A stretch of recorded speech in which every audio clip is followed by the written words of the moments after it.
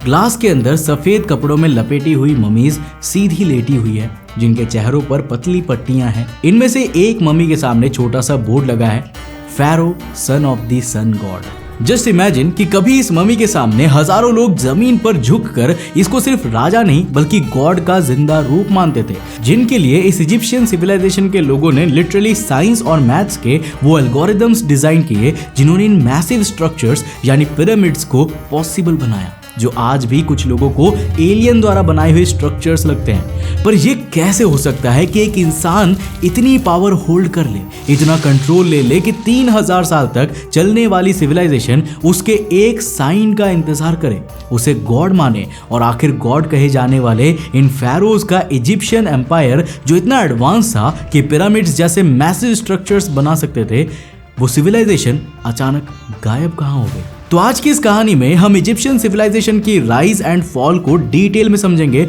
और समझेंगे उनके उस कॉन्सेप्ट को जिसने उनके किंग्स को अर्थली गॉड्स का रूप दिया। सो हेलो गाइस, मैं हूं कौशिक और चलिए शुरू करते हैं एक और नए एपिसोड को। दोस्तों, वीडियो में आगे बढ़ने से पहले जिस तरह आप मेरे साथ YouTube पे कनेक्टेड हो, मैं चाहूंगा कि आप उसी तरह मेरे साथ Instagram पे भी जुड़ जाओ। ये है मेरा Instagram का user handle, link description box में जाके फॉलो कर लेना। तो दोस्तों, इस कहानी को समझने के लिए हमें 6000 BC से 4000 BC के दौरान आज से करीब 8000 साल पहले के उस इतिहास में जाना होगा जहां सिर्फ एक चीज चमकती थी, नील नदी का पानी, जो रेगिस्तान से घिरी हुई इस ड्राई पथरीली जमीन और रेत के बीच जीवन के पनपने का असली कारण बना। तो उस समय नील नदी में हर साल फ्लड आता था, पानी किनारे से उठकर खेतों को ढक लेता था, फिर धीरे धीरे पानी नीचे हट जाता और पीछे रह जाती गहरी काली मिट्टी। ये काली मिट्टी लिटरली लाइफ थी। इस मिट्टी में गेहूं, जौ, पल्सेस, वेजिटेबल्स उगते थे और इसी कारण जिस वक्त दुनिया के दूसरे हिस्सों में लोग भूख और सूखे से लड़ रहे थे, इजिप्ट के लोग अनाज से स्टोर भर रहे थे। और जब किसी सोसाइटी का पेट स्टेबल तरीके से रोज भरता रहे ना, तो लोगों के पास एक एक्स्ट्रा लग्जरी आ जाती है, सोचने की, प्लान बनाने की, सपने देखने की। और इसी दौरान यहीं से इजिप्शियन सिविलाइजेशन की नींव पड़नी शुरू हुई। तो यहाँ पर विलेजेस ने छोटे छोटे राज्यों का शेप लिया और फिर इवेंचुअली एक पूरी एम्पायर का। इसकी शुरुआत हुई अराउंड 3000 BC में नील नदी के दोनों किनारे बसे इन छोटे छोटे राज्यों से। अब ऊपर के पहाड़ी इलाकों को लोग उस समय अपर इजिप्ट कहते थे, नीचे डेल्टा के फैलाव को लोअर इजिप्ट कहा जाता था। दोनों साइड अलग क्राउन्स, अलग सिंबल्स, अलग गॉड्स के कॉम्बिनेशंस थे, जिसके बाद आता है एक नाम, नार्मर। कुछ लोग उसे मेनेस भी कहते हैं। सोचो, एक लंबा आर्मर पहने राजा, एक हाथ में दुश्मन के बाल पकड़े हुए, दूसरे हाथ में डंडा। यही वो पहला इंसान था जिसने इजिप्ट के दोनों हिस्से को फोर्स से, पॉलिटिक्स से, धोखे से, जो भी टूल्स मिल सके उनसे एक ही राज्य में जोड़ दिया। ये यूनिफिकेशन सिर्फ मैप पर एक लाइन ड्रॉ करना नहीं था, बल्कि ये एक आइडिया था। अब एक ही राजा है, एक ही सेंटर है और अगर कोई पावर है तो वो यही है। यहीं से फैरो का कॉन्सेप्ट सीरियस लेवल पर शुरू होता है। इजिप्ट के लोग सूरज को गॉड मानते थे, पर इजिप्ट को यूनिफाई करके जो काम नार्मर ने किया था, वो काम इजिप्शियंस के मुताबिक बिना गॉड की पावर के पॉसिबल नहीं था। इसीलिए इस समय से ही नार्मर गॉड कहा जाने लगा। उन्होंने डिसाइड किया कि उनका किंग सिर्फ इन देवताओं का प्रीस्ट नहीं बल्कि इनका जिंदा रूप है। इसके बाद फैरो गॉड का रूप है, ये कॉन्सेप्ट पूरी इजिप्शियन सिविलाइजेशन के इतिहास और कल्चर में बस गया। कहा जाता है कि जब फैरो रॉयल पैलेस से बाहर निकलता तो लोग सर झुकाकर खड़े होते, क्योंकि उनके लिए ये एक अर्थली गॉड था। उस समय इजिप्ट में रिलीजन और पॉलिटिक्स एक ही बॉडी में फ्यूज हो गए थे, यहाँ तक कि नेचुरल फेनोमेना को भी फैरो से जोड़कर देखा जाने लगा। अगर फ्लड सही से आया, फसल अच्छी हुई, तो लोग कहते फैरो ने गॉड्स को खुश रखा है। अगर ड्रॉट आया, बीमारी आई, तो लोग कहते थे कि कहीं ना कहीं फैरो की तरफ से कमी हो गई। तो इन्हीं सब चीजों के दौरान शुरू हुई पिरामिड एज, लगभग 2600 से 2100 BC। सहारा के किनारे सुनहरी रेत का समुंदर और उसके बीच 3 ट्रायंगल जैसे माउंटेन्स, गीजा के पिरामिड्स। हजारों वर्कर्स लाइंस में पत्थर खींचते हुए ले जा रहे हैं। किसी के पैर से खून निकल रहा है, किसी की पीठ से पसीना बह रहा है, लेकिन सबका फोकस एक ही चीज पर है, किंग के लिए एक ऐसी कब्र बनानी है जो आसमान को भी छू ले। हर ब्लॉक का वजन कई टन का है, फिर भी पिरामिड में उन्हें लगाने के एंगल्स इतने प्रिसाइज है कि अगर तुम मॉडर्न टूल से मैप करो तो लगता है जैसे लेजर से इन्हें सेट किया गया हो। पूरी structure north south east west direction के साथ ऑलमोस्ट परफेक्ट लाइन में अलाइंड है। ये लोग स्टार्स को देखकर मेजरमेंट करते, शैडो, सनराइज, सनसेट का हिसाब लगाते और फिर बिना स्टील क्रेन्स, बिना डिजिटल ड्राइंग्स, सिर्फ ह्यूमन ब्रेन और मसल्स के दम पर इतनी बड़ी स्टोन मशीन खड़ी कर देते हैं। अब अक्सर ही हम इमेजिन करते हैं कि पिरामिड्स को बनाने वाले सब स्लेव्स थे, मार खाते हुए काम करते थे, लेकिन रिसर्च ये भी दिखाती है कि पिरामिड्स की फॉर्मेशन में काफ़ी स्किल्ड वर्कर्स थे जो यहाँ पर परमानेंटली रहते थे। उनके लिए पिरामिड्स के कंस्ट्रक्शंस के पास छोटे शहर जैसे कैंप्स बने थे जहाँ उनको रोटी, बियर, प्याज, मछली मिलती थी। इसके अलावा कहा जाता है कि इन स्किल्ड वर्कर्स की फैमिलीज भी इन्हीं के साथ पिरामिड के कंस्ट्रक्शन साइट पर ही रहती थी। लेकिन चाहे स्लेव हो या स्किल्ड वर्कर हो, इन सब में एक चीज कॉमन थी, फैरो का नाम। उनको लगता था कि अगर वो किंग के लिए काम कर रहे हैं तो इनडायरेक्टली वो गॉड्स के लिए ही काम कर रहे हैं, और अगर पिरामिड सक्सेसफुल बन गए तो उनका भी नाम नेक्स्ट लाइफ में सेफ हो जाएगा। और ये हम इजिप्ट के टेक्स्ट और कला में बार बार देखते हैं कि इजिप्शियंस नेक्स्ट लाइफ को बहुत ही सीरियसली लेते थे, और यही पूरा कॉन्सेप्ट है उनके फैरोज और उनके गॉड्स की मौत के बाद उनकी बॉडी को ममी में बदलने का, जो शुरू हुआ करीब 1500 से 1000 BC के दौरान। कहा जाता है कि किंग्स की बॉडी को ममी बनाने के लिए एक पूरा स्टेप बाय स्टेप प्रोसेस होता था, जिसमें राजा की मौत के बाद सबसे पहले उनका दिमाग नाक के रास्ते बाहर निकाल लिया जाता था। फिर इंपॉर्टेंट ऑर्गन्स जैसे कि लिवर, लंग्स, स्टोमक, इंटेस्टाइन्स निकालकर सेपरेट जार्स में रख दिया जाता था, और उसके बाद सिर्फ दिल को बॉडी में छोड़ देते थे, क्योंकि उनके लिए हार्ट ही किंग की रियल आइडेंटिटी होता था। फिर वो बॉडी को हफ्तों तक सुखाते थे, परफ्यूम्स और रेजिन्स लगाते थे, और फाइनली कपड़े की पतली पट्टियों में लपेट कर ममी बना देते थे, जिसमें आईज के ऊपर फेक आर्टिफिशियल आईज लगाए जाते थे ताकि नेक्स्ट लाइफ में वो ममी देख सके।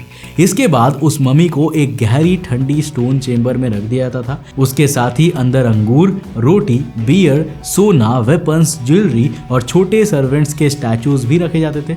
दीवारों पर पिक्चर्स बनाई जाती थी, उस राजा को खेती करते हुए, शिकार करते हुए, फैमिली के साथ बैठे हुए दिखाया जाता था जिसकी ये ममी होती थी। वैसे इनमें से कुछ ममीज के साथ पेंटिंग्स बनाते हुए एक वार्निंग के रूप में मैसेज भी लिखा जाता था, जिसमें कहा जाता था कि जो कोई भी इस कब्र की शांति तोड़कर अंदर आएगा उस पर गॉड्स का गुस्सा उतरेगा। इन शॉर्ट, उसे एक कर्स मिलेगा, एक श्राप, जिस श्राप के बारे में हम आगे बात करेंगे क्योंकि ये भी काफी इंटरेस्टिंग स्टोरी है। लेकिन इजिप्ट की हिस्ट्री पर वापस आए तो जैसे जैसे टाइम गुजरता गया, साल 2100 BC के आसपास इस इजिप्शियन ओल्ड किंगडम में क्रैक्स आने लगे। कुछ साल ऐसे आए जब नील नदी में फ्लड कम हो गया, फसलें कम हो गई और लोगों को लगने लगा कि गॉड्स नाराज हो गए हैं, जिसका सीधा सीधा रिजल्ट ये हुआ कि फैरो की पावर वीक होने लगी, टैक्सेस कलेक्ट करना मुश्किल हो गया, फूड डिस्ट्रीब्यूट करना मुश्किल होने लगा, और लोकल गवर्नर्स जो पहले राजा यानी कि फैरो की मर्जी से काम करते थे, अब अपने आप को मिनी किंग समझने लगे। हर कोई अपने रीजन में फोर्ट बना रहा था, अपनी आर्मी रिक्रूट कर रहा था और अपने लिए प्राइवेट टॉम्ब बना रहा था, जिससे सेंट्रल रूल धीरे धीरे टूट गया और एक यूनाइटेड इजिप्ट छोटे छोटे टुकड़ों में बंट गया।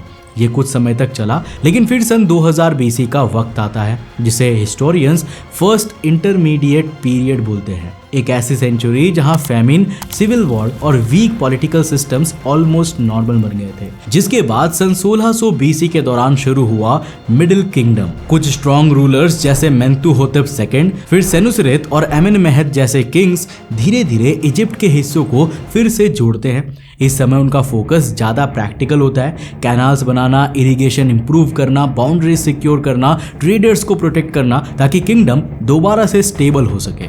इस समय वापस फैरो का कॉन्सेप्ट इजिप्ट में लौट आता है, क्योंकि दोबारा इजिप्ट के यूनिफिकेशन के बाद उन्हें एक सिंगल रूलर द्वारा ही चलाया जाने लगता है, जिन्हें अगेन इजिप्शियन गॉड्स बुलाते हैं। इस समय बाहरी दुनिया मीनवाइल चेंज हो रही थी।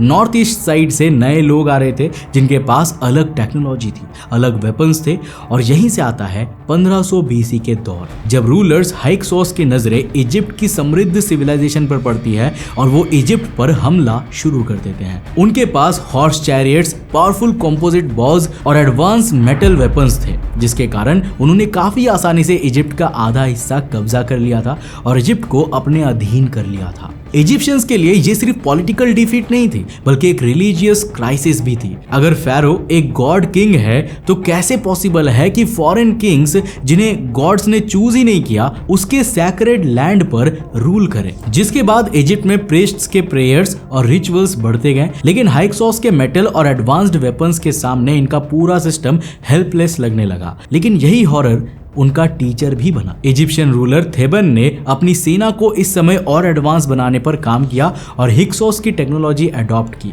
जिसके बाद कुछ ही समय में इजिप्ट के फेरो के पास भी चैरियट्स, न्यू बॉज और आर्मर आ गए। और फिर लंबे वॉर्स के बाद इजिप्ट ने हिक्सोस डायनेस्टी को इजिप्ट से बाहर निकाल दिया। ये रिवेंज और रीबर्थ दोनों का मोमेंट था। इस विक्ट्री के बाद शुरू होता है न्यू किंगडम का समय।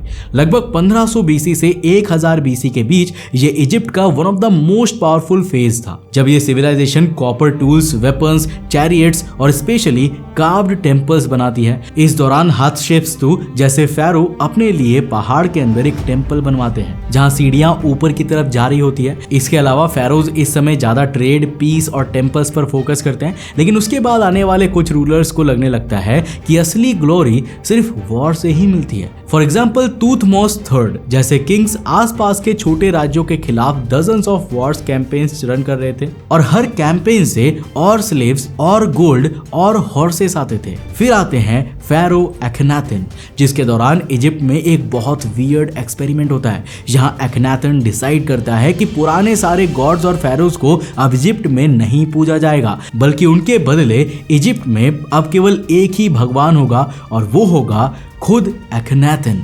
ये अराउंड 1300 बीसी का समय था।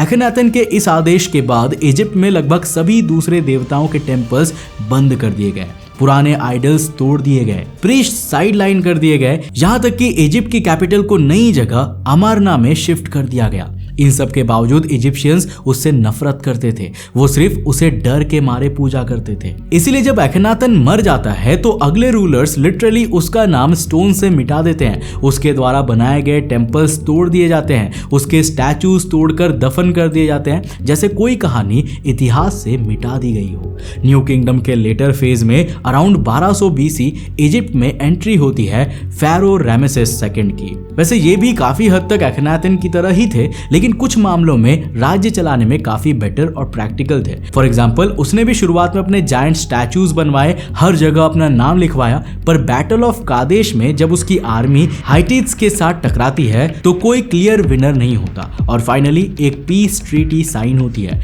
हिस्ट्री की पहली नोन रिटन पीस ट्रीटी।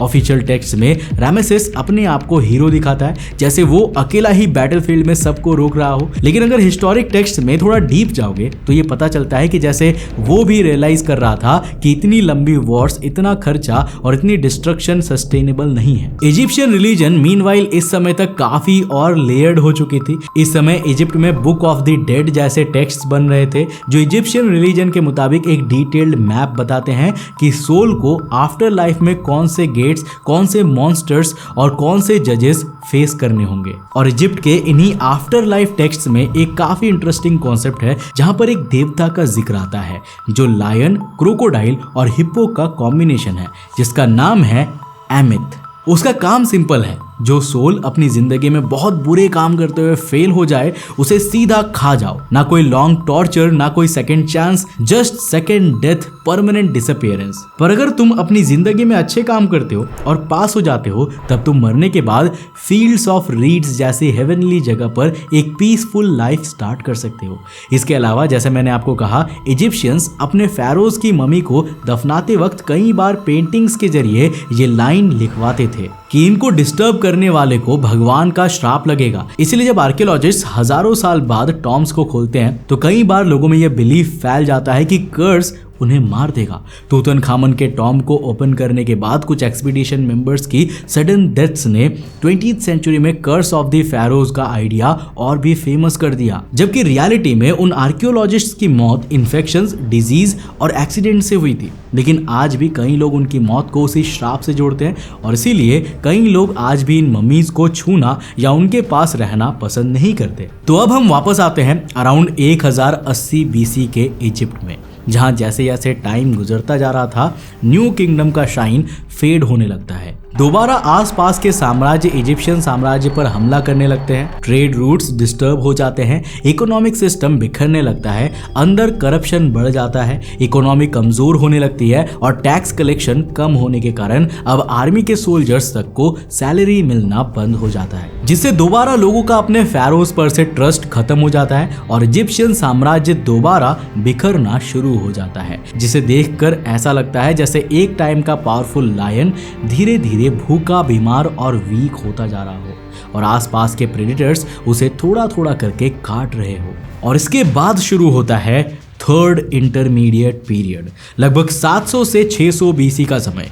इस समय इजिप्ट एक चेस बोर्ड बन जाता है। कभी नूबियान किंग्स नॉर्थ की तरफ मार्च करके कंट्रोल लेते हैं, कभी असायरियंस सिटी गेट्स तोड़ते हैं, कभी पर्सियंस अपना कंट्रोल इंपोज कर देते हैं। हर नया कॉन्करर शुरू में इजिप्शियन गॉड्स को रिस्पेक्ट दिखाता है, फेरो लाइक टाइटल्स यूज करता है, लेकिन रियल पावर उनके फॉरेन कैपिटल्स में होती है। काफी समय तक इजिप्ट की हालत कुछ ऐसी ही रहती है, लेकिन फिर सबसे बड़ी चीज आती है अराउंड 300 बीसी में, जब अलेक्जेंडर द ग्रेट आता है। पर्शियन एम्पायर को तोड़कर जब वो इजिप्ट पहुंचता है तो लोग उसे लिबरेटर की तरफ वेलकम करते हैं, क्योंकि वो उनके हेटेड पर्शियन ओवरलॉर्ड्स को हरा कर आया होता है। अलेक्जेंडर मेम्फिस में क्राउन लेता है, अलेक्जेंड्रिया सिटी स्टैब्लिश करता है और फिर आगे चला जाता है। उसके मरने के बाद टॉलमी और उसकी फैमिली इजिप्ट को अपनी पर्सनल किंगडम बना लेती है। ऑफिशियली वो भी फेरो बन जाते हैं, same double crown, same rituals, same temples, लेकिन अब पैलेस के अंदर ग्रीक लैंग्वेज चलती है, ग्रीक स्टाइल कोर्ट कल्चर चलता है और फिर भी बाहर टेम्पल्स में इजिप्शियन प्रीस्ट्स पुराने गॉड्स के लिए चैंट्स करते रहते हैं। ये एक डुअल आइडेंटिटी जैसा होता है, ऊपर से इजिप्शियन मास्क्स, अंदर से मेडिटेरेनियन पावर पॉलिटिक्स। इस डायनेस्टी की सबसे लास्ट और सबसे फेमस रूलर होती है क्लियोपैट्रा 7th। यहाँ हम इजिप्शियन सिविलाइजेशन के लगभग अंत तक आ चुके हैं और समय होता है अराउंड 50 बीसी।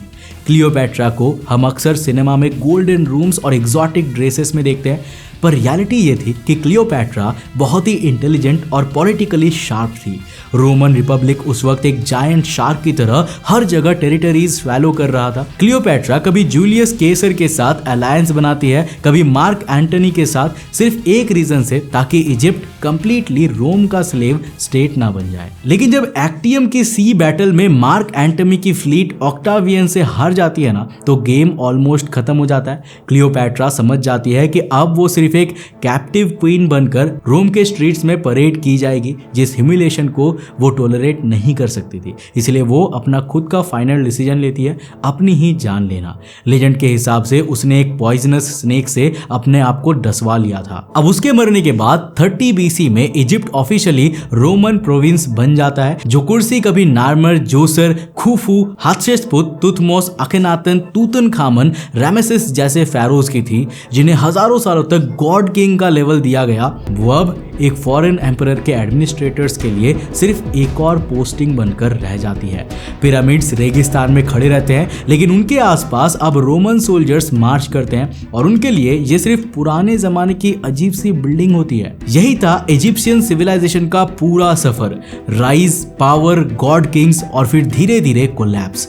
ये कहानी हमें एक सिंपल सच दिखाती है, जब भी कोई सिस्टम अपने रूलर्स को भगवान बना देता है, सवाल पूछना बंद कर देता है और पावर को इंसानी लिमिट से ऊपर रख देता है, तो सिस्टम का गिरना सिर्फ टाइम का गेम होता है। इजिप्ट के फेरोज ने खुद को इमॉर्टल समझा, पिरामिड्स बनवाए, श्राप लिखे, लेकिन वक्त ने सबको एक ही चीज याद दिलाई, कोई भी सिविलाइजेशन स्टोन में लिखी हुई नहीं होती। आज पिरामिड्स खड़े हैं, पर उनके भगवान, राजा सिर्फ कहानी बन चुके हैं। और शायद ये ही हिस्ट्री का सबसे बड़ा मैसेज है।